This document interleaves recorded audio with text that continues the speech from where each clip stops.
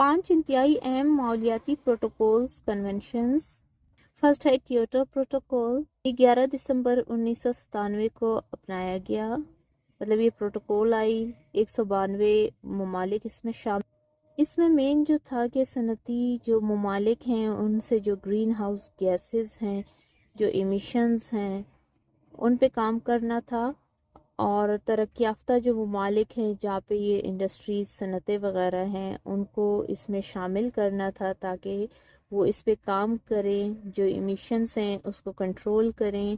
میں بتایا گیا کہ گرین ہاؤس گیسز کون کون سی ہے، کاربن ڈائی آکسائڈ ہو گئی، میتھین ہو گئی، سی ایف سیز ہو گئے، اوزون اینڈ نائٹرس۔ اس میں مین جو آتا ہے ایک اور گیس بھی ہے کلورو فلورو کاربنز، جسے سی ایف سیز کہا جاتا ہے۔ پھر سیکنڈ ہے وینا کنونشن۔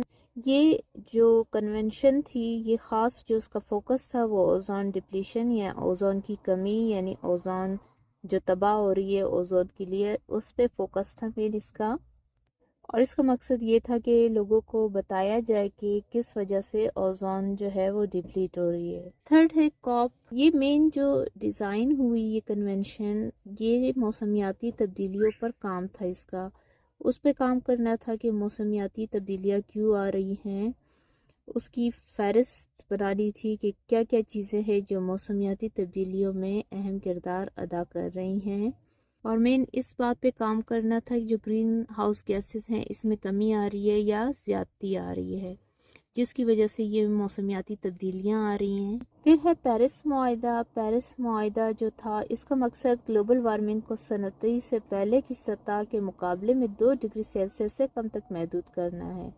پیرس معاہدے کے کچھ اہداف تھے، جیسے درجہ حرارت کے اضافے کو 1.5 ڈگری سیلسیس تک محدود کرنا تھا، اور لوگوں میں اویئرنیس پیدا کرنی تھی، لوگوں میں آمادگی پیدا کرنی تھی کہ یہ کیوں ہو رہا ہے، اور جو جنگل کا یا گرین ری کا حصہ تھا اس کو بڑھانا، مطلب گرین کور کو بڑھانا۔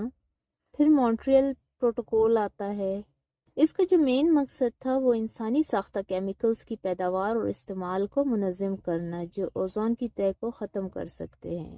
اگر اوزون کی تہہ نہ ہو تو کیا ہوگا، لوگوں میں یہ شعور پیدا کرنا کہ اگر اوزون کی تہہ نہ ہو تو پھر کیا ہوگا، اس سے مختلف نقصانات ہو سکتے ہیں، جیسے کہ جلد کا کینسر اور زرعی جو پیداوار ہے اس پہ کمی، اور اس کے علاوہ سمندری ماحولیاتی نظام کو بھی نقصان پہنچا جا سکتا ہے۔ یہ مین جو پروٹوکولز ہیں، آپ اس کو اگر کلائمیٹ چینج یا گرین ہاؤس پہ یا کوئی ایسے آتا ہے جو اس سے ریلیٹڈ ہو ماحولیاتی تبدیلی کے لحاظ سے، تو آپ اس میں یہ پروٹوکولز تھوڑے تھوڑے کر کے، مطلب ایک شارٹ میں نے آپ کو ہنٹس دیے ہیں، تو اس کی صورت میں آپ اس کو مینشن کر سکتے ہیں۔ Thank you.